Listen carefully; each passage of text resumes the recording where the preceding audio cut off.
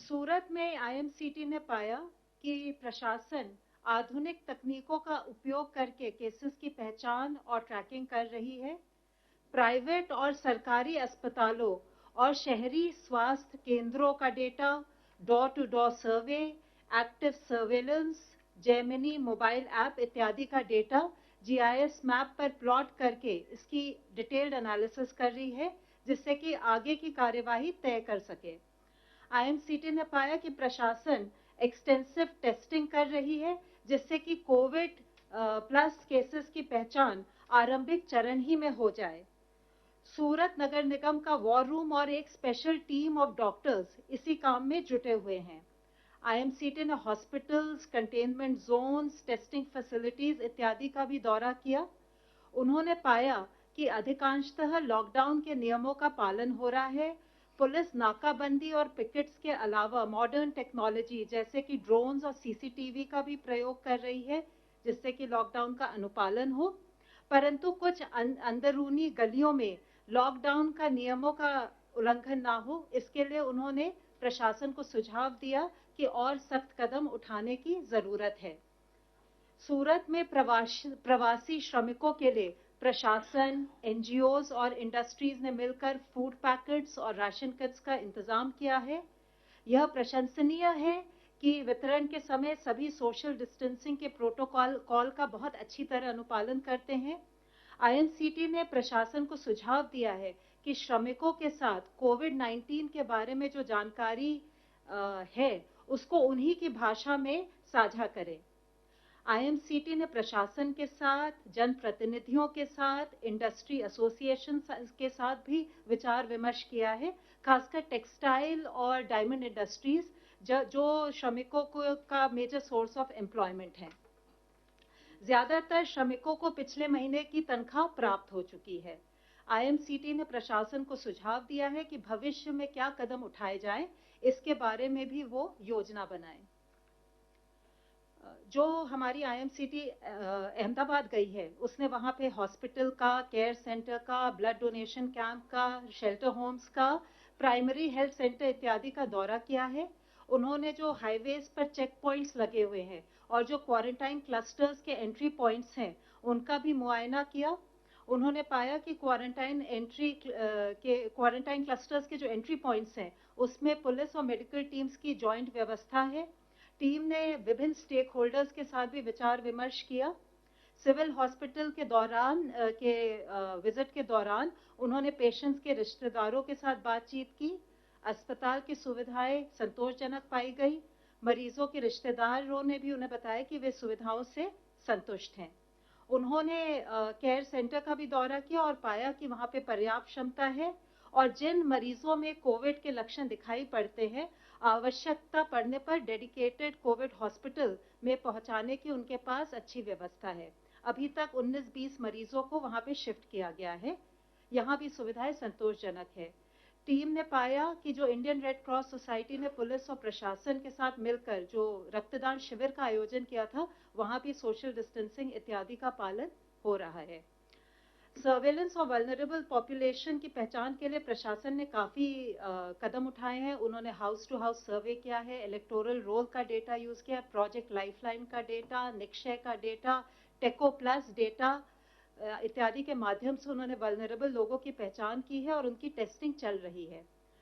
Primary health centre के camp में उन्होंने एक मोबाइल टेस्टिंग वैन को भी देखा, जिसको लोकल री इंजीनियरिंग से बनाया गया है और ये काफी लाभदायक सिद्ध हुई है और मेडिकल टीम के लिए भी सुरक्षित है।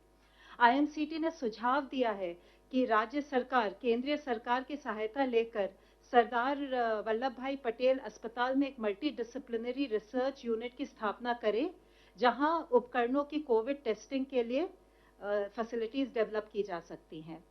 आईएमसीटी ने पाया कि लॉकडाउन का सख्ती से अनुपालन हो रहा है।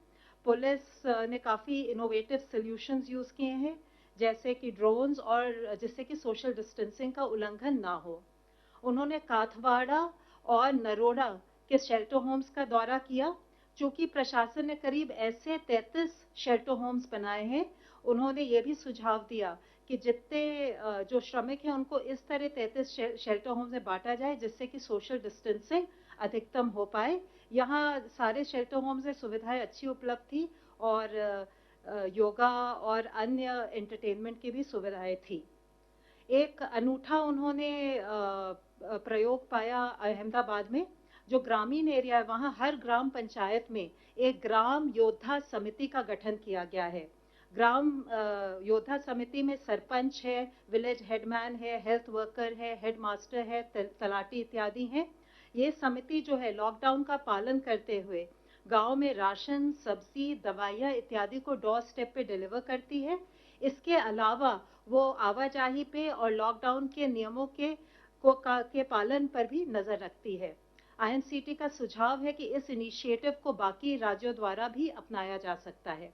आईएमसीटी ने यह भी पाया कि जो सनंद इंडस्ट्रियल बेस है वहां पे फार्मा इंडस्ट्रीज चालू हैं और अब ऑटोमोबाइल यूनिट्स भी चालू हो गई हैं जो करीब 50% क्षमता पर काम कर रही हैं और 50,000 में से करीब 30,000 मजदूर काम पर वापस आ चुके हैं।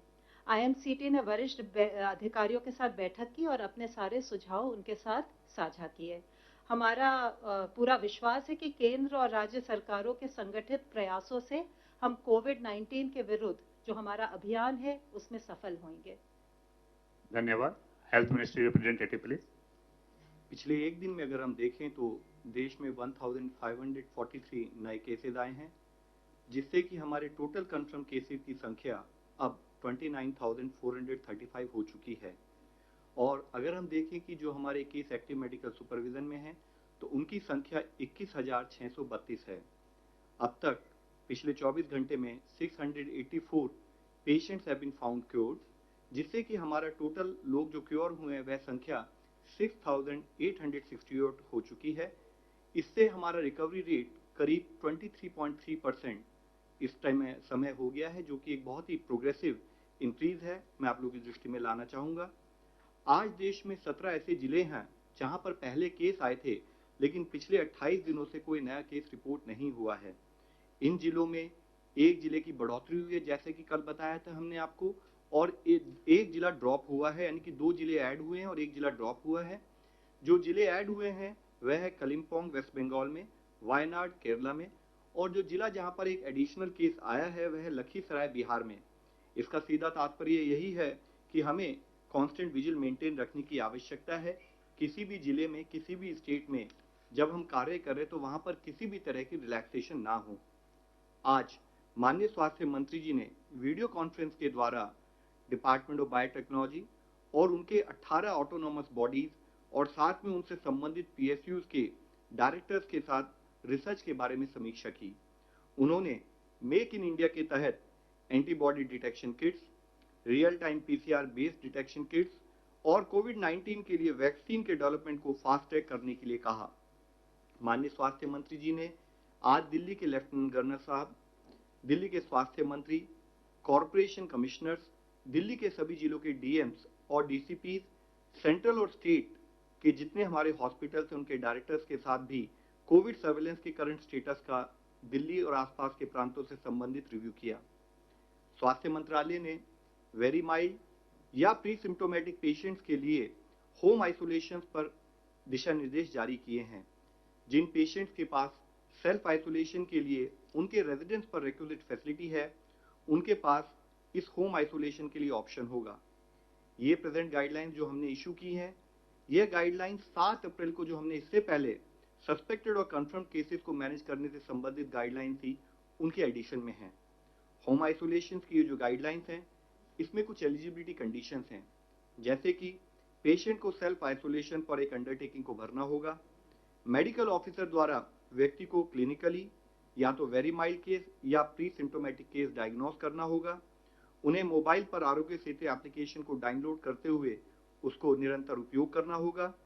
उनके पास सेल्फ आइसोलेशन के लिए और उनके फैमिली कॉन्टैक्ट्स को प्रॉपर क्वारंटाइन करने के लिए रिक्वायर्ड फैसिलिटी होनी चाहिए।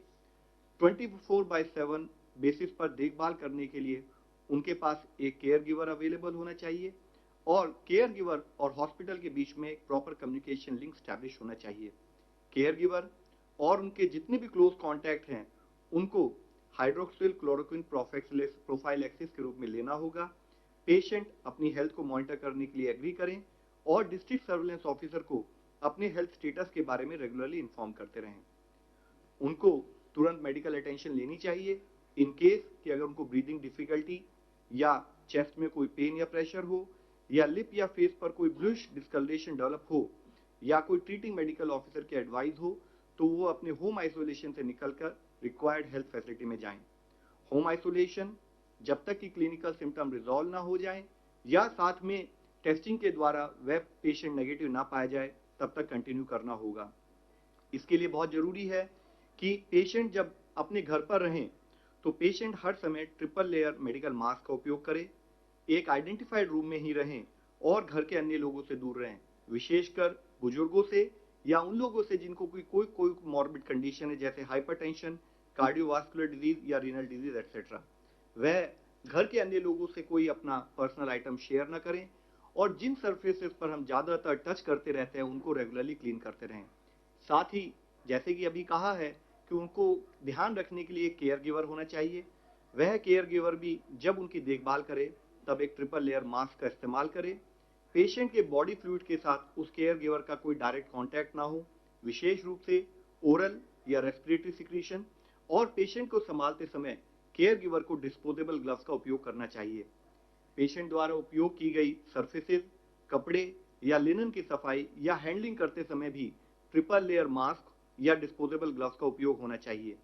केयर गिवर और जो भी क्लोज कॉन्टैक्ट्स हैं वह भी अपना टेम्परेचर स्क्रीनिंग करते रहें और कोई भी ऐसा इशू आए जिसमें कि उनको कोई सिम्टम दिखते हैं तो उनको हमेशा सर्विलेंस ऑफिसर की दृष्टि में लाना पड़ेगा। इसके साथ ही आज मैं आप सब लोगों को एक मुख्य विषय के बारे में भी अवगत करना चाहूंगा। I would like to mention about the plasma therapy for कोविड-19 which has been talked about of late. इस पर काफी चर्चा हो रही है। In this regard, let me clarify that ICMR has already stated very clearly that currently there are no approved therapies for COVID-19, including plasma therapy. मैं फिर से आप लोगों की दृष्टि में लाना चाहूंगा कि कोविड-19 के लिए आज देश में क्या दुनिया भर में भी कोई अप्रूव्ड थेरेपी नहीं है। And plasma therapy is one of the therapy which is being experimented with. However, so far there is no evidence to support it as a treatment. यह अभी भी एक्सपेरिमेंटल स्टेज पर है। इसका कोई एविडेंस नहीं है कि इसको ट्रीटमेंट के रूप में इस्तेमाल किया जा सकता है। यूएस एफडीए ने भी इसे एक एक्सपेरिमेंटल थेरेपी के रूप में ही देखा है। आईसीएमआर ने एक नेशनल स्टडी को लॉन्च किया है ताकि वह इस थेरेपी की एफिकेसी के बारे में स्टडी कर सके। इसलिए इस विषय में यह क्लैरिफाई करना बहुत जरूरी है, अति आवश्यक है कि जब तक कि आईसीएमआर अपनी स्टडी को कंक्लूड ना कर ले, रोबस्ट साइंटिफिक प्रूफ अवेलेबल ना हो, तब तक इस थेरेपी को केवल हम या तो रिसर्च या ट्रायल पर्पस के लिए ही उपयोग करें। इनफैक्ट जो प्लाज्मा थेरेपी है, अगर इसको हम प्रॉपर तरीके से प्रॉपर गाइडलाइंस के तहत इस्तेमाल ना करें तो इससे लाइफ थ्रेटनिंग कॉम्प्लिकेशंस भी हो सकती हैं। जब तक यह थेरेपी प्रॉपरली अप्रूव नहीं है या इसकी इफेक्टिवनेस सिद्ध नहीं हुई है, तब तक इसके बारे में किसी भी तरह का दावा किसी भी स्थाई पर करा जाना बिल्कुल अनुचित है। आईसीएमआर की स्टडी के बारे में कहीं भी इस प्रकार का प्रयोग पूरी तरह से इलीगल है और दूसरी तरफ पेशेंट की जान को इससे खतरा भी उत्पन्न हो सकता है। इस संबंध में आईसीएमआर ने डिटेल्ड गाइडलाइंस पहले से ही जारी भी की हुई हैं। साथ ही मैं आप लोगों की दृष्टि में एक पॉजिटिव न्यूज ये भी लाना चाहूंगा कि अगर हम दुनिया के 20 देश जहां पर कि अब तक मैक्सिमम केसेस डब्ल्यूएचओ के रिकॉर्ड के हिसाब से अभी तक आए हैं, उनको अगर हम नोट करें तो उनकी पॉपुलेशन, उनकी जनसंख्या करीब हमारे देश की जनसंख्या के बराबर होती है। मैं ये कहना चाहूंगा कि हमारे देश की जनसंख्या इतनी ज्यादा है कि हम कई देशों के समान हमारे देशों की जनसंख्या है। और कल का अगर हम डब्ल्यूएचओ का डेटा देखें तो हम पाते हैं कि अगर हम उन 20 देशों में आए हुए कंफर्म केसेस की संख्या लें और अपने देश की कंफर्म केसेस की संख्या लें तो हम पाते हैं कि इंडिया में उन देशों के मुकाबले 1/84, यानी कि उन देशों में इंडिया में जितने केसेस रिपोर्ट हुए उससे 84 गुना ज्यादा केसेस रिपोर्ट हुए हैं। इसी तरह से अगर हम डेथ की संख्या भी देखें तो हम पाते हैं कि इन 20 देशों में जितनी डेथ रिपोर्ट हुई हैं उससे इंडिया में 1/200 टाइम्स, यानी कि उन देशों में इंडिया में जितनी डेथ रिपोर्ट हुई हैं उससे 200 गुना डेथ ज्यादा रिपोर्ट हुई हैं। यूं तो यह हम सबको पता है कि हमारे लिए, देश के लिए हर केस, हर डेथ दुखद है, लेकिन फिर भी अगर हम दूसरे देशों के कंपैरिजन में कुछ अच्छा कर पा रहे हैं तो उसके पीछे मुख्य एफर्ट देश के लेवल पर की गई प्रोएक्टिव, प्रीएम्प्टिव और ग्रेडेड अप्रोच है, और देश का हर लेवल पर जो सिपाही के रूप में हमारे स्टेट के साथ जो कोऑर्डिनेशन रहा है वह एक बहुत एफर्ट है। और उससे भी सबसे ज्यादा धन्यवाद के पात्र हैं हमारे देश के वो नागरिक जो लॉकडाउन को स्ट्रिक्टली फॉलो कर रहे हैं, और वह फ्रंटलाइन वर्कर्स जो अपनी जान जोखिम में डालकर लोगों की देखभाल कर रहे हैं। लेकिन हमें ये ध्यान रखने की जरूरत है कि हमें अपनी जो भी रिलेटिव बेटर परफॉर्मेंस है उसको मेंटेन रखना है, क्योंकि हमारे लिए आवश्यक है कि हम प्रतिदिन एक बैटल लड़ रहे हैं, प्रतिदिन एक लड़ाई लड़ रहे हैं। हमें किसी भी समय में रिलैक्स होने का कोई स्कोप नहीं है। हमारे रिस्पॉन्स में कहीं पर भी कोई ढिलाई ना आए। हम इसी मोमेंटम के साथ, इसी कॉन्फिडेंस के साथ अपने इस प्रयत्न में लगे रहें। देश का हर नागरिक सपोर्ट दे ताकि हम इस बीमारी से निजात पा सकें। धन्यवाद। धन्यवाद। जितेंद्र तिवारी, हिंदुस्तान समाचार। मैं जितेंद्र तिवारी, हिंदुस्तान समाचार न्यूज एजेंसी से। डॉक्टर साहब, जो कोरोना वॉरियर्स हैं, खासकर जो डॉक्टर्स हैं, वो सारे जितने सेफ्टी मेजर्स हैं वो लेते हैं, ग्लव्स पहनते हैं या जो कुछ भी आप बताते हैं, उसके बाद भी खबर आती है कि वो उनमें से बहुत लोगों को हो रहा है। क्या कोई टोटल संख्या देश की आई है? दूसरा, क्या कोई स्टडी की है कि इतने सेफ्टी मेजर्स के बाद भी वो कैसे संक्रमित हो जाते हैं? पहली बात। और दूसरी बात, आपने कल कहा था कि जो व्यक्ति ठीक हो जाता है, जो कोरोना से बाहर आ जाता है, वो दूसरे को साधारण तौर पर संक्रमित नहीं करता है, उससे बहुत बचने की या उससे दूरी बनाने की जरूरत नहीं है। इसकी भी क्या कोई स्टडी हुई है? क्योंकि बहुत लोग दोबारा भी बीमार पड़ रहे हैं, इसे भी बाहर से समाचार आए। सर देखिए, पहला इशू जैसे आपने बताया है कि अगर कभी भी कोई भी हेल्थ प्रोफेशनल रिक्वायर्ड प्रिकॉशंस को नहीं लेगा तो वह संक्रमित हो सकता है। ये हमारे लिए शुरू से ही एक बहुत सोचनीय विषय रहा है, जिसके बारे में आपके द्वारा भी और हम स्टेट लेवल पर, डिस्ट्रिक्ट लेवल पर भी जो हम ट्रेनिंग कर रहे हैं ऑनलाइन, और हमारे एम्स के द्वारा जो ऑनलाइन ट्रेनिंग पूरे देश में जा रहे हैं, उसमें हम बताते रहे हैं। हमारे लिए जरूरी है कि हमारे सारे हेल्थ प्रोफेशनल्स जो रिक्वायर्ड गाइडलाइंस हैं उसको फॉलो करें। अगर रिक्वायर्ड गाइडलाइंस फॉलो नहीं करेंगे तभी इन्फेक्शन होने का खतरा है। आप ये मान के चलिए कि हमारे हेल्थ प्रोफेशनल्स कोविड-19 ही नहीं, अपने आईसीयू में जब वह डिफरेंट टाइप की डिजीजेस को डील करते हैं, डिफरेंट टाइप की सर्जिकल ऑपरेशन परफॉर्म करते हैं, तो उनको रिक्वायर्ड प्रिकॉशन लेनी होती है, जिसकी वजह से ही हमारे हेल्थ प्रोफेशनल्स उन सारी डिजीजेस को मैनेज करते हुए भी अपने आप को बचा कर रखते हैं। तो जरूरी है कि हम हर तरीके से जो भी प्रिकॉशंस हैं उसको फॉलो करें। उसके अलावा जैसे आपने दूसरा प्रश्न पूछा था, देखिए इसमें भी अभी वर्ल्ड ओवर कुछ केसेस रिपोर्ट हुए हैं जो कि बहुत ही मिनिस्क्यूल नंबर है, कि कुछ लोग पहले ठीक हुए लेकिन उनके बाद में उनको फिर कोरोना इन्फेक्टेड पाया गया। लेकिन ये इतना भी मिनिस्क्यूल परसेंटेज है कि इसके बारे में अभी हम कंक्लूसिव एविडेंस ये नहीं ले सकते कि जो कोरोना से संक्रमित आदमी है वह ठीक हो गया तो वो सारे के सारे ही ऐसे हो जाते हैं। ये कंक्लूसिव एविडेंस नहीं है। इसके लिए जरूरी है कि हम ये समझें कि जो आदमी पेशेंट ठीक हो चुका है, पीसीआर टेस्ट के द्वारा जो कि गोल्ड स्टैंडर्ड है, जो क्लियर हो चुका है, तो वह पर्टिकुलर पर्सन बिल्कुल ठीक है। मैम, इससे पहले भी कई बार हम बता चुके हैं कि हमारे यहाँ मोस्ट ऑफ द केसेस जो हेल्थ प्रोफेशनल्स के आए हैं, वह पर्टिकुलर नंबर प्राइमरीली ऐसा है कि उन्होंने अपनी फैमिली मेंबर्स को या और दूसरे लोगों को संक्रमित किया है। तो दो टाइप के इन्फेक्शन पाए गए हैं। एक इन्फेक्शन पाया गया कि he may be a health professional but he ended up infecting people in parties and otherwise। दूसरे टाइप के केसेस आए हैं कि जिसमें कि health professionals during health care related activities भी संक्रमित पाए गए हैं। अगेन मैं आप लोगों से फिर ये कहूंगा कि जब हम यहाँ पर आप लोगों से डिस्कस करते हैं तो हमारा मेजर फोकस हमेशा होता है कि हम आपको प्रोसेसेस के बारे में बताएं, और अगर आपको कोई detail information in terms of absolute number चाहिए तो हम आपको बाद में प्रोवाइड करा सकते हैं। मिस्टर रविंदर जी। छोटे छोटे सवाल हैं। एक तो कि अगर किसी वर्क प्लेस पर, किसी संस्थान में अगर कोई कोविड-19 पॉजिटिव हो जाता है तो क्या उस पूरे संस्थान को, वर्क प्लेस को सील कर दिया जाएगा, कंटेनमेंट जोन घोषित कर दिया जाएगा, या फिर उसमें कुछ रियायत मिलेगी? इस तरह कोई एडवाइजरी जारी हुआ है? और दूसरा, अगर लॉकडाउन जब हुआ उसके बाद से आज तक केसेज जो लगभग 30,000 के आसपास आए हैं, पहले ये बताया जा रहा था कि अगर लॉकडाउन नहीं होता तो 8 लाख, फिर 40 लाख, कोई डाटा बोल रहा है कि 1 करोड़ तक पहुंच जाता। तो क्या लॉकडाउन से इसमें हमने सफलता पाई है? क्या वो सफल रहा? और आंकड़े किस हिसाब से देखते हैं? दोनों सर, सवाल का जवाब। पहले सवाल के बारे में जैसे आपने बताया, कुछ दिनों पहले हमने इस पर डिटेल चर्चा की थी कि अगर किसी पर्टिकुलर नॉन कोविड हॉस्पिटल में भी कोई पेशेंट कोविड में पाया जाता है या पर्टिकुलर लोकेशन पर कि अगर कोई हमारा हेल्थ प्रोफेशनल उस पर्टिकुलर फैसिलिटी में इन्फेक्ट होता है, तब आप लोगों की दृष्टि में हम लाए थे कि मुख्यतः वहां पर अगर आप प्रॉपर डिसइंफेक्शन करें तो आप उस पर्टिकुलर फैसिलिटी को यूज कर सकते हैं। Same process would be applicable to all other locations कि जहां पर अगर कोई कोविड पेशेंट पाया जाता है किसी पर्टिकुलर लोकेशन में, किसी पर्टिकुलर बिल्डिंग में, रिक्वायर्ड डिसइंफेक्शन प्रोसेस को फॉलो किया जाए और उसके फॉलो करने के बाद उस बिल्डिंग को आप यूज कर सकते हैं। रिगार्डिंग लॉकडाउन, आप लोगों की दृष्टि में मैं लाना चाहूंगा कि जो हमारा मेजर फोकस रहा है कि हम ये इंश्योर करें कि अगर कोई प्रोजेक्शन की जाए तो प्रोजेक्शन के पीछे मुख्य अंश ये होता है कि हम ये मालूम करते हैं, ये देखते हैं कि डेटा के हिसाब से कि हमारा आज का present growth rate of cases क्या है, और अगर हमारा वो present growth rate of cases है और हम उसी समान गति से आगे बढ़ते रहें तो हम कितने केसेस तक पहुंच रहे हैं, जो कि एक प्रोजेक्शन होती है। फिर हमारा दूसरा एफर्ट होता है कि अगर हम इस गति को कम करें तो उसके लिए हमें क्या क्या कार्य प्रणाली उसको फॉलो करना चाहिए। तो जैसे कि चाहे हम लॉकडाउन की बात करें, फिजिकल डिस्टेंसिंग के प्रमोशन की बात करें, साथ ही कंटेनमेंट एक्टिविटीज की बात करें, उसके द्वारा हम उस गति को भी धीमा करने का प्रयत्न करते हैं। और जिसके तहत ही आप पाते हैं कि हम लोगों ने आपको डेटा के द्वारा इससे पहले भी बताया है कि अगर कोई एक प्रोजेक्शन की गई हमारे लेवल पर उससे भी कम केसेस पाए गए।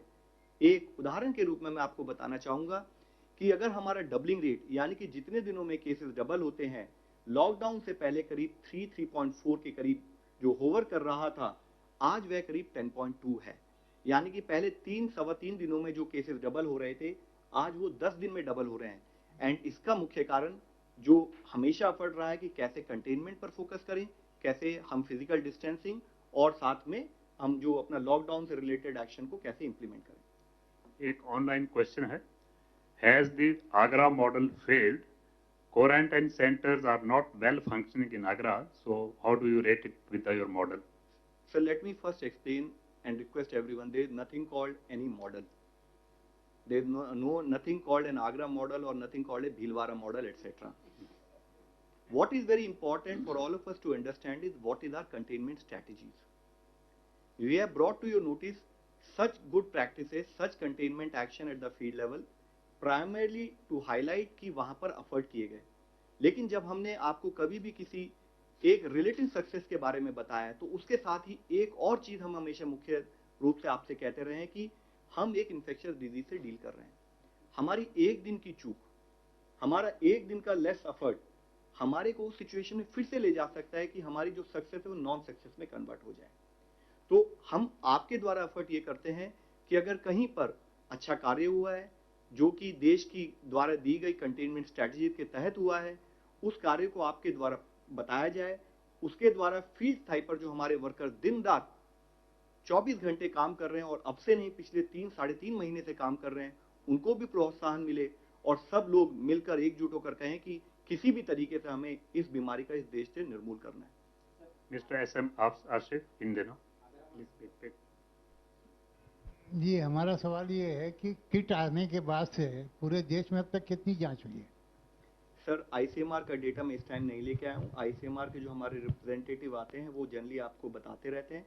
हाउएवर मेरी आपसे रिक्वेस्ट है, ICMR की वेबसाइट पर डिटेल डेटा अवेलेबल है। मेरी रिक्वेस्ट है कि जब भी कभी आप मेरे से कभी भी डेटा रिलेटेड प्रश्न पूछें तो हम सारा डेटा जो रेलेवेंट डेटा अपनी वेबसाइट पर प्रोवाइड कराते हैं, तो काइंडली आप उससे भी ले सकते हैं। Mister single.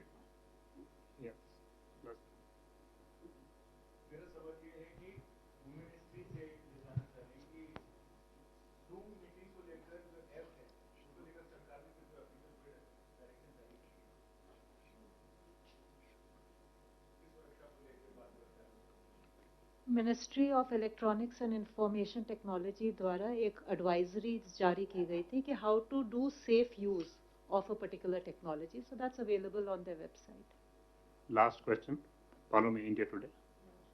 My question is one about reports of what NIV has found about 10 mutations of the virus itself, one to be extremely potent that can, efficiently apparently enter the lungs.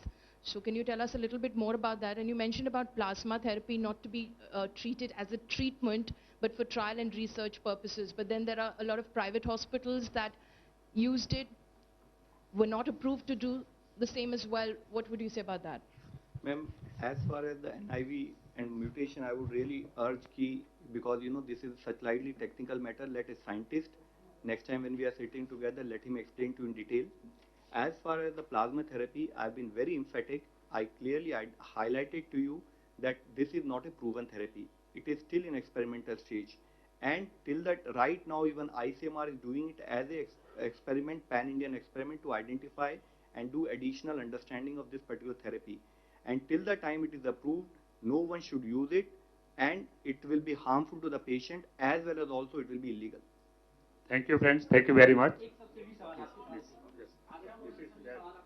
Certain time has been allotted for the present conference. There is something, so please cooperate with us. Thank you.